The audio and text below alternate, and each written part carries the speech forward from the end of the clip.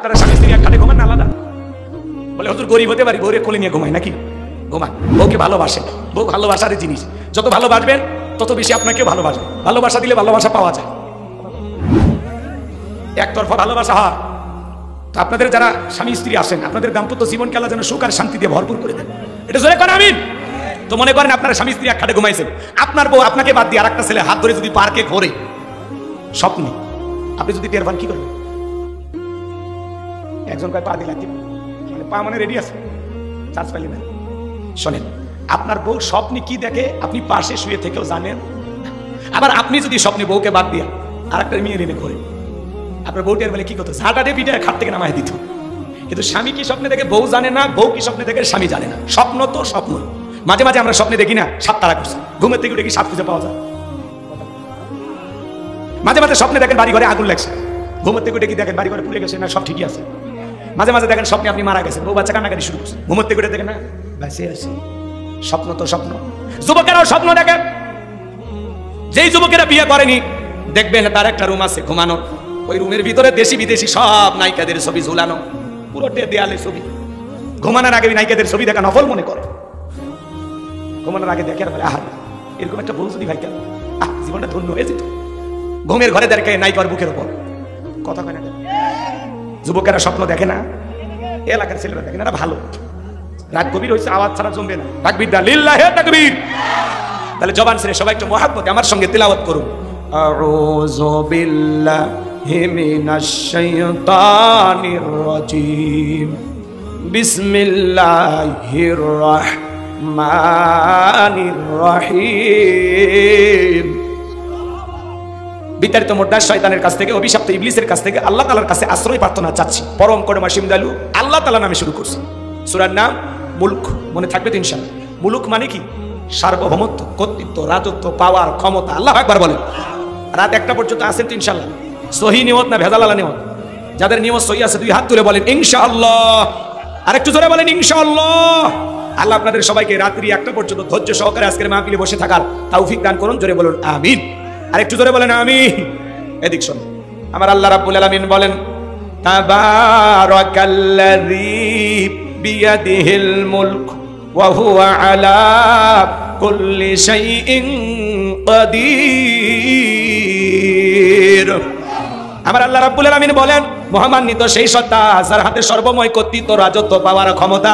তিনি হলেন সব বিষয়ের উপরে ক্ষমতা। বলেন আল্লাহু আকবার।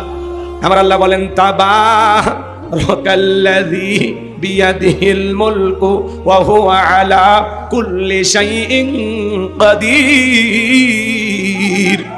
মহামান্বিত সেই সত্তা যার হাতে সর্বময় কর্তৃত্ব, রাজত্ব, পাওয়ার, ক্ষমতা।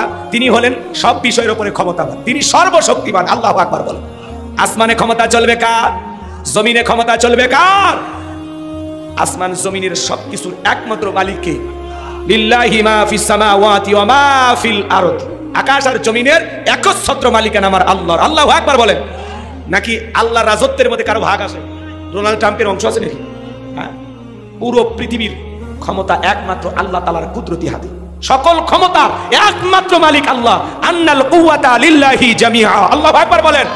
আল্লাহর চাইতে বড় ক্ষমতাধর কেউ আছে? ওয়ালাম ইয়াকুল্লাহু কুফুয়ান আহাদ। আকাশ আর জমিনে আল্লাহর সমকক্ষ, আল্লাহর সমতুল্য আর কেউ নেই। চিৎকার মেরে বলুন আল্লাহু আকবার। তাহলে সকল ক্ষমতার একমাত্র মালিক আল্লাহ। যারা বলে ক্ষমতার উৎস জনগণ, এরা পান দিয়ে ফুলায়। পৃথিবীর সকল ক্ষমতার চাবিকাঠি একমাত্র কার হাতে? জোরে বলেন কার হাতে? এজন্য আল্লাহ রাব্বুল আলামিন বলেন তাবারাকাল্লাযী বিয়াদিহিল মুলকু ওয়া হুয়া আলা কুল্লি শাইইন কাদির। একটু জোরে সরে বলেন আল্লাহু আকবার। আরেকটু জোরে বলুন আল্লাহু আকবার। আমার আল্লাহ রাব্বুল আলামিন বলেন মহামান্বিত সেই সত্তা যার হাতে সর্বময় কর্তৃত্ব, রাজত্ব, পাওয়ার, ক্ষমতা। তিনি হলেন সব বিষয়ের উপরে ক্ষমতাবান। তাহলে সকল ক্ষমতার একমাত্র মালিক আল্লাহ। এই পৃথিবীর জমিনে যারা ক্ষমতার চেয়ারে বসে এরা কি? রাজশাহী থেকে একটা ছেলে যদি ঢাকায় যায়, চাকরি সুবাদে যদি ঢাকায় থাকা লাগে, বাসা বাড়ি ভাড়া নিয়া, ওর পরিচয় হলো ভাড়াটিয়া। এই পৃথিবীর জমিনে যত মানুষ ক্ষমতার চেয়ারে বসুক, 5 বছর, 10 বছর, 20 বছর, 50, 100 বছর, আল্লাহ তাদেরকে ক্ষমতার চেয়ারটা ভাড়া দেয়। এদের পরিচয় হলো ভাড়াটিয়া। এরা কেউ চিরকাল ক্ষমতায় টিকে থাকতে পারবে না। কথা বলেন ঠিক কিনা? তাহলে বলেন সকল ক্ষমতার একমাত্র মালিক কে? তাহলে ক্ষমতা দেওয়ার মালিক কে? আমার আল্লাহ রাব্বুল আলামিন বলেন। রাগ করতেছেন? হ্যাঁ, আমার আল্লাহ রাব্বুল আলামিন বলেন, কুলিল্লাহুম্মা মালিকাল মুলকি তুতিল মুলকা মান তাশাউ ওয়া তানজিউল মুলকা মিম্মান তাশা ওয়া তুইজ্জু মান তাশা ওয়া তুযিল্লু মান তাশা বিয়াদিকাল খায়র ইন্নাকা আলা কুল্লি শাইইন কাদির। সূরা আলে ইমরানের 26 নম্বর আয়াত আল্লাহ রাব্বুল আলামিন জানিয়ে দিলেন, রাজত্ব দেওয়ার মালিক আমি আল্লাহ, ক্ষমতার চেয়ারে বসানোর মালিক কে? ক্ষমতা পাইলেই যে লোকটাকে সম্মান দেওয়া হলো এমনটা নয়, ক্ষমতার সম্মান দুইটা ভিন্ন জিনিস। এই পৃথিবীর জমিনে অনেক মানুষকে আল্লাহ তাআলা ক্ষমতার চেয়ারে বসায়াও জুতার বাড়ি খাওয়ায়া ক্ষমতার চেয়ার থেকে বিদায় করেছেন। কথা বলেন ঠিক কিনা? শ্রীলঙ্কার দিকে তাকায় দেখলেন না, ক্ষমতার চেয়ারে বসে যারা জুলুম অত্যাচার করেছিল জনগণ বাগে পাইয়া নেতার কাপড় খুলে ক্ষমতার চেয়ার থেকে নামাইছে। ভাগ্যিস ভালো সেদিন ওরা হাফ প্যান্ট পরেছিল, নাহলে পুরো পৃথিবীর মানুষ দেখত। এজন্য জুলুম করতে নাই। ক্ষমতা আল্লাহর দেয়া নিয়ামত আর জনগণের দেয়া আমানত। নিয়ামত পেয়ে যারা শুকরিয়া আদায় করে আর আমানতের দায়িত্বটা সঠিকভাবে আদায় করে, এই পৃথিবীর জমিনে অনেক মানুষকে আল্লাহ ক্ষমতার চেয়ার দান করেও সম্মানিত করেছেন। আদল ইনসাফ প্রতিষ্ঠিত করার কারণে, ন্যায় বিচার কায়েম করার কারণে ইতিহাসের সোনালী পাতায় সেই সমস্ত আদর্শবান নেতাদের কথা লেখা আছে না নাই? কিন্তু যারা ক্ষমতাকে বাপদাদার পৈতৃক সম্পত্তি মনে করে, ক্ষমতার চেয়ারে বসে জনগণের রক্ত নিয়ে খেলা করে, জনগণের উপরে জুলুম করে, অত্যাচার করে, এই পৃথিবীর জমিনে অশান্তি সৃষ্টি করে, ইতিহাসের কালো পাতায় তাদেরও নাম লেখা থাকে। মানুষ ঘৃণা নিয়ে সে সমস্ত নেতাদের নাম উচ্চারণ করে। একটু অপেক্ষা করেন, সামনে গেলে মজা পাবে। একটু গোসায় নি, চতুর্দিকে আল দিয়েই তো চেষ্টা শুরু করা লাগবে। একটু অপেক্ষা করেন, আমার সাথে একটু তাল মিলান। তাহলে বলেন বাজান, ক্ষমতার চেয়ারে বসানোর মালিক আর ক্ষমতার চেয়ার থেকে নামানোর মালিক, এটা কি গোলাম রব্বানির কথা নাকি আল্লাহর কুদরতি জবানের কথা? সেই দলিল কোরআনুল কারীমের সূরা আলে ইমরানের 26 নম্বর আয়াত। ক্ষমতা দেওয়ার মালিক আল্লাহ, কেড়ে নেওয়ার মালিক আল্লাহ। ওয়া তুইজ্জু মান তাশা ওয়া তুযিল্লু মান তাশা, সম্মান দেওয়ার মালিক আল্লাহ, লাঞ্ছিত করার মালিক আল্লাহ। বিয়াদিকাল খায়র, সকল কল্যাণের চাবিকাঠি আল্লাহর হাতে। ইন্নাকা আলা কুল্লি শাইইন কাদির, তিনি হলেন সব বিষয়ের উপরে একমাত্র ক্ষমতাবান। চিৎকার মেরে বলুন আল্লাহু আকবার। সিয়ার পাইলে লাভ দেওয়া যাবে না, বেশি লাফালাফি করলে পড়ার সম্ভাবনা কম না বেশি? আমার ভাইয়েরা, এই পৃথিবীর জমিনে আল্লাহ রাব্বুল আলামিন চারজন মানুষকে পুরো পৃথিবীর রাজত্ব পাওয়ার ক্ষমতা দিয়েছিলেন। জোরে বলেন কয়জন? চারটা আঙ্গুল তুলে বলেন তো কয়জন? পুরো পৃথিবীর ক্ষমতা দূরের কথা, ছোটখাটো পাতি নেতার গরম এলাকায় থাকা যায় না। ছোট নেতা আছে না নাই? বড় নেতার চাইতে ছোট নেতার ঝাল বেশি। ছোট ছোট নেতার জন্ম হয় এমন ভাব দেখায়, বাপ রে বাপ, মনে হয় পুরো পৃথিবীর ক্ষমতা পাইছে। এরকম একটা ছোটখাটো পাতি নেতা ছিল বিশ্ব নবীর জামানায়, এর নাম ছিল মহাবীর আমর। নবী যখন হিজরত করে মদিনায় চলে গেছেন, নবী আমার আপন গতিতে কালেমার দাওয়াত, ইসলামের প্রচার প্রসার চালান। কিন্তু এই মক্কার মহাবীর আমর বিশ্ব নবীর কাল্লা নেওয়ার জন্য প্রতিমার সামনে যার শপথ গ্রহণ করে বলে, যতক্ষণ আব্দুল্লাহর বেটা মুহাম্মদ সাল্লাল্লাহু আলাইহি সাল্লামের দেহ থেকে কাল্লা না ফেলাইতে পারবো, ততক্ষণ পর্যন্ত আমি এক ফোঁটা পানিও পান করব না। জোরে কন্যা নাউজুবিল্লাহ। আমার নবীর কাল্লা নিতে চায়, আমার নবী কার পাকা ধানে মই দিছে, ওর বাড়িতে চুরি করতে গেছে। ভাই আপনারা কি একটু ভালো লাগবে যদি আপনারা কথা যদি না বলতে চান সেটা আমাকে একটু বলবেন, যে হুজুর আমরা কেউ কথা বলবো না, হাতিয়া পাবেন আপনি আমার কাছে, তাহলে সেটা কোন, তাহলে আমি চোখ বন্ধ করে ওয়াজ করা লাগবে, তাহলে আপনাদের দিক তাকাবো না। এদিক খেয়াল করেন, আমার নবী কি ওর বাড়িতে ছিনতাই করতে গেছিল? আমার নবীর কি কোনো অপরাধ আছে? নবীজি কালেমার দাওয়াত দেয়, কোরআনের প্রচার প্রসার করে, আল্লাহর পথে মানুষকে দাওয়াত দেয়, এক আল্লাহর কথা বলে। এটাই কাফির বেঈমানদের সহ্য হয় না। ওরা বলে আমরা 33 কোটি দেবতা মানি, তাই যত সমস্যা। এক আল্লাহকে মানলে কি সব সমস্যার সমাধান? ওরা বিশ্বাস করতো না। এই জন্য লাত, উজ্জা, দেবদেবী, সরস্বতী, রাধাকৃষ্ণ, ভগবতী, এই যে প্রতিমা, হুব্বাল, এগুলোর সামনে দাঁড়ায়া শপথ গ্রহণ করে বলতেছে, আব্দুল্লাহর বেটা মুহাম্মদ সাল্লাল্লাহু আলাইহি সাল্লামের দেহ থেকে কাল্লা না ফেলা পর্যন্ত আমি এক ফোঁটা পানিও পান করব না। চিৎকার মেরে একটু জোরে সরে বলে নাউজুবিল্লাহ। একটু জোরে কর নাউজুবিল্লাহ। সম্মানিত ভাইরা আমার, হৃদয়ের কান পেতে গুনাহগারের কথাগুলো শুনে যান বাজান। বিশ্ব নবীর মাথা নেওয়ার ঘোষণা করে যখন মদিনার পথে রওনা করলেন, আল্লাহ তাআলা এই মেসেজটা, এই খবরটা বিশ্ব নবীর কান পর্যন্ত পৌঁছায় দিলেন। নবী গো, মক্কার মহাবীর আমর আপনার মাথা নেওয়ার ঘোষণা করে রওনা করেছে। নবী আমার টেনশনে পড়ে গেলেন, কি করা যায়? সাহাবায়ে কিরামদেরকে ডেকে বলেন, আমার সাহাবীরা, মক্কার মহাবীর আমর আমার মাথা নেওয়ার ঘোষণা করে রওনা করেছে, তোমরাই বলো কি করা যায়? হযরত ওসমান রাদিয়াল্লাহু তাআলা আনহু ডেকে বলেন, নবী আপনি আল্লাহর এত বড় পয়গাম্বার, ওই মক্কার মহাবীর আমর আপনার মাথা নেওয়ার ঘোষণা করে রওনা করেছে, আপনি আল্লাহ তাআলার কাছে দোয়া করেন, ওই মক্কার মহাবীর আমর আপনার কাছে পৌঁছার আগে ওর হাত পা যেন আল্লাহ প্যারালাইজ করে দেয়, আপনার কাছে পৌঁছার ক্ষমতা যেন না থাকে। নবী আমার ওসমানের কথা শুনে আল্লাহ তাআলার কাছে হাত তুলে দোয়া করতে লাগলেন। নরম মানুষ দোয়ার পক্ষে কথা বলেন, ঠিক কিনা? নবী আমার হাত তুলে দোয়া করেন আর ডেকে বলেন, আল্লাহ ওই মক্কার মহাবীর আমর আমার মাথা নেওয়ার ঘোষণা করে রওনা করেছেন, আল্লাহ গো ওই মক্কার মহাবীর আমর আমার কাছে পৌঁছার আগে ওর হাত পা এতটুকু শুধু বলেছেন। আল্লাহ বলে, জিবরাইল আর করবি না দেরি, আমার নবীকে জানায় দাও তাড়াতাড়ি। আমি আল্লাহ তাআলা শুধু দুই হাত দোয়া করার জন্য দেই নাই, মাঝে মাঝে জালেম আর বেঈমানদেরকে সাইজ করার জন্য ওই দুই হাতে লাঠিও তুলে নেওয়া লাগবে। বলুন আল্লাহু আকবার, একটু জোরে বলেন আল্লাহু আকবার। জিবরাইল আসলেন, এসে বলেন নবী দোয়া কবুল হবে না, আপনি হাত নামান। নবী তখন মুখে হাত না লাগাই হাঁটুর উপরে রেখে দিলেন। আমরা অনেকে দোয়া করি, অনেকে দোয়া করে আর এরকম দড়ি পাকায়।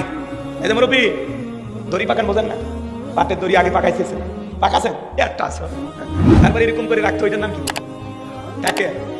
আর আমাদের এলাকায় বিললে কথা বুঝছেন, অনেকে দোয়ার সময় এরকম দড়ি পাকায়, অনেকে আবার পিসার মাপে মুনাজাত করে এরকম করে না, আবার অনেকে বেশি চালাক হলে হাত এরকম নিচে রেখে দেয়। আবার যারা একেবারে চালাক, হুজুর দোয়া করতে করতে ক্লান্ত হয়ে যায়, পরিশেষে হুজুর যখন বলে আমিন তখন বলে আমিন, হুজুর আজকের মুনাজাত ভালোই হয়েছে, কথা কয় না কেন? এরকম চালাক লোক আছে না নাই? জিবরাইল এসে বলে নবী দোয়া কবুল হবে না। আপনারাই বলেন তো বাজারে সব জায়গায় দোয়া দিয়ে কি কাজ হয়? এই গ্রামের নাম কি বলেন না? রাতুয়াল এই গ্রামের নাম, পাশের গ্রাম, অন্য গ্রাম মালিপাড়া। এদিক খেয়াল করেন, মনে করেন মালিপাড়ার প্রত্যেক দিন চুরি হচ্ছে, গরু ছাগল চুরি হয়, টাকা পয়সা চুরি হয়, এমনকি সুন্দরী বউটাও চুরি হয়। চোরের অত্যাচারে এলাকা থাকা যাচ্ছে না। তো একজন তাহিরপুর বাজার থেকে 10 কেজি জিলেপি নিয়েছে, নিয়ে এসে মসজিদের ইমামত দিচ্ছে, দিয়ে বলতেছে একটু দোয়া করেন, চোরের যে উৎপাদ, যে অত্যাচার, একটু দোয়া করেন। হুজুর জিলেপি পায়া ঈশার নামাজ পড়ে হাত তুলে দোয়া করে, আল্লাহ চোরের হাত থেকে মালিপাড়ার মানুষকে হেফাজত করো। প্রতিদিন গরু ছাগল চুরি হয়, টাকা পয়সা চুরি হয়, গহনা গাড়ি চুরি হয়, এমনকি সুন্দরী বউটাও চুরি হয়। আল্লাহ তুমি চোরের হাত থেকে গ্রামবাসীকে হেফাজত করো। চোর জিলেপি খাওয়ার আশায় হাত তুলে বলে আমিন আমিন আমিন। ওই জায়গায় মালিপাড়ার ইমাম সাহেব যদি হাত তুলে দোয়া না করে বলতো, এই মালিপাড়ার যুবকেরা, এই গ্রামে ঢোকার 4টে রাস্তা আছে, এই 4 রাস্তার মনে মনে মাগরিব থেকে ফজর পর্যন্ত বাংলার লাঠি নিয়ে দাঁড়ায় থাকবা, চোরকে দেখা মাত্র ওই লাঠি দিয়ে এমন পিটাইবা যাতে 6 মাসে মাজা সোজা না করতে পারে, চোরকে হাত তুলে আমিন কইতো নাকি তওবা করে ভালো হয়ে যেত। তাহলে চুরি বন্ধ করতে হলে দোয়া দিয়ে কাজ হবে না, লাগবে শক্ত আইন। কথা ঠিক কিনা? আজ থেকে 1500 বছর আগে চুরি বন্ধ করতে হবে কোন আইনি? চোরের কি শাস্তি হবে আল্লাহ বলেনি? কথা বলেন না কেন? আজ থেকে 1500 বছর আগে আল্লাহ বলেছেন ওয়াস-সারিকু ওয়াস-সারিকাতু ফাকতুউ আইদিয়াহুমা জাযাআম বিমা কাসাবা নাকালাম মিনাল্লাহ। সূরা মাইদার 38 নম্বর আয়াতে আল্লাহ স্পষ্ট জানিয়ে দিয়েছেন, চোর পুরুষ হোক আর নারী হোক, আল্লাহর বিধান, আল্লাহর ফয়সালা। অপরাধ যদি প্রমাণিত হয় চোরের হাত কেটে দাও। একটা চোরের হাত কেটে বাইতুল মোকাররমের সামনে নিয়ে এসে সোশ্যাল মিডিয়ার মাধ্যমে যদি প্রচার করে বলা হতো বাংলার পার্লামেন্টে আইন পাস করা হয়েছে চুরি করলে হাত কেটে দেওয়া হবে, একটা চোরের হাত কেটে যদি বিচার করা হতো বাংলাদেশের সমস্ত চোরেরা তওবা করে আল্লাহর ওলি হয়ে যেত। ও বলবে ভিক্ষা করে খাবো, তাও চুরি করবো না। এই কথা বলেন। আল্লাহর আইনে শান্তি, আল্লাহর বিধানে মুক্তি। চুরি দুর্নীতি বন্ধ করতে হলে আল্লাহর আইন লাগবে। এই সমাজে প্রতিদিন ছিনতাইয়ের ঘটনা, প্রতিদিন চুরির ঘটনা। আমরা বারবার বলি আল্লাহর আইন চালু করেন, বলে না 1500 বছর আগের আইন, এগুলো ব্যাকডেট। আমরা বলি এই বেটা ব্যাকডেট না আপডেট, খালি টেস্ট করে দেন। একটা চোরের বিরুদ্ধে বিচার কইরা খালি ঘোষণা দাও যে চুরি করেছে, অপরাধ প্রমাণিত হলে হাত কেটে দেওয়া হবে। একটা চোরের হাত কাটো, পুরো দেশ ঠান্ডা হয়ে যাবে। কে শোনে কার কথা? আজও গেল না মনের ব্যথা। এখন উচিত কথা যদি কই, পিঠের ওপর দিয়া যাবি মই। এই আনন্দে কিছু লোক কিনা খাবে বগুড়ার স্পেশাল দই। যত দোষ নন্দ ঘোষ, 70টা বললে দোষ, করলে অন্যায়ের প্রতিবাদ। নামটা হবে তোমার মৌলবাদ, নামটা হবে তোমার জঙ্গিবাদ। সরিষাই যে ভূত নেতা আল্লাহর আইন চালু করবে, ও দেখে বাপ রে বাপ, আমি হাতে যে পরিমাণে দুর্নীতি করছি, প্রথম হাত তো আমারই কাটা যাবে। 11 লক্ষ কোটি টাকা দুর্নীতি করে বিদেশে পাচার করেছে। 93 বিলিয়ন ডলার ঋণের বোঝা বাংলাদেশের মানুষের ঘাড়ের উপরে চাপিয়ে দিয়ে ওরা পালিয়ে গেছে। এমপি মন্ত্রী আছে, সব পালিয়ে গেছে। 5-10 কোটি টাকা দামের গাড়িগুলো গ্যারেজে পড়ে আছে, এমপি মন্ত্রী নাই। হাজার হাজার বিঘা জমি জোর করে দখল করেছিল, আছে। আজকে ওই জায়গা জমি কুত্তে ঘরে, নেতা নাই। মন্ত্রীরা সব কোথায় গেল? এমপিরা সব কোথায় গেল? কোথায় কাদের কাকা? ওদের সারা দেশটা এখন লাগে ফাঁকা ফাঁকা। পালাবো না, পালাবো না, পালাবো না, যাই না তাদের দেখা। ওদের সারা দেশটা এখন লাগে ফাঁকা ফাঁকা। আইনে মন্ত্রী আটকে গেল আইনেরই ফাঁকে, দাড়ি সারা দরবেশটারে ভণ্ড ভণ্ড লাগে। শুনেছি ভাই কত নেতা নেত্রী খাইতেছে ভাই ডান্ডা, বিচারপতি কালামানিকের ফাটিয়েছে নাকি আন্ডা। এটা আমার খবর না, মিডিয়ার খবর। এই বিচারপতি শামসুদ্দিন মানিক আল্লামা সাইদি হুজুরকে মৃত্যুদণ্ডের রায় দিয়েছিল। আমরা বলতে চাই ওই একই ট্রাইব্যুনালে বিচারপতি মানিককেও মৃত্যুদণ্ডের রায় দিতে হবে, দিতে হবে, দিতে হবে।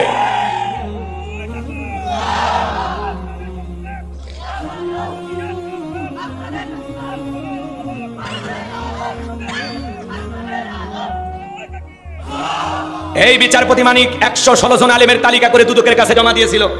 আমার রোল নাম্বার ছিল 23। যারা আলেমদের তালিকা করেছিল ওরা বিনা তালিকায় কলার পাতায় শুয়ে থাকে। এই ব্যবস্থা করছে কি? জোরে কন। এই জন্য বাংলাদেশের কিছু বিচারক বলেছিলেন কলার পাতায় শুয়ে থাকা এই বিচারপতি মানিকের ছবি প্রত্যেকটা আদালতে বিচারকদের পিছনে ঝুলিয়ে রাখা দরকার। আর এই ছবি থেকে শিক্ষা গ্রহণ করতে হবে, বাংলার জমিনে ন্যায় বিচার কায়েম করতে হবে, না হলে পরিণতি কালামানিকের মতো হবে। কথা বলেন। পলকের ঝলক গেল, পলকের ঝলক গেল, থামিয়ে নেটের চাকা, ওদের সারা দেশটা এখন লাগে ফাঁকা ফাঁকা। কোথায় গেল সংসদেতে মমতাজের গান, কোথায় গেল হযরত বালা স্বামী ওসমান? কথা কয় না। 70 টাকা তাহাজ্জুদ পড়তো, বিরাট বড় আল্লাহর ওলি দাবি করতো। 41 সাল পর্যন্ত টিকে থাকার স্বপ্ন দেখেছে। 24 সালের 5 আগস্টে ভাগ্যে কি আছে আল্লাহর ওলিরা জানতো না। মাইক পেলে বলতো খেলা হবে, খেলা হবে। পুরো বাংলাদেশের মাঠ পড়ে আছে, কিন্তু খেলোয়াড়রা না। ওরা তো খেলোয়াড় ছিল না, ওরা ছিল দুর্নীতিবাজ। ওরা এই দেশটাকে লুটে পুটে খেয়েছে, এই দেশের টাকা বিদেশে পাচার করেছে। কথা বলেন। নেতা দেশি, বাড়ি বিদেশে। এমনও নেতা আছে বউটাও বিদেশি।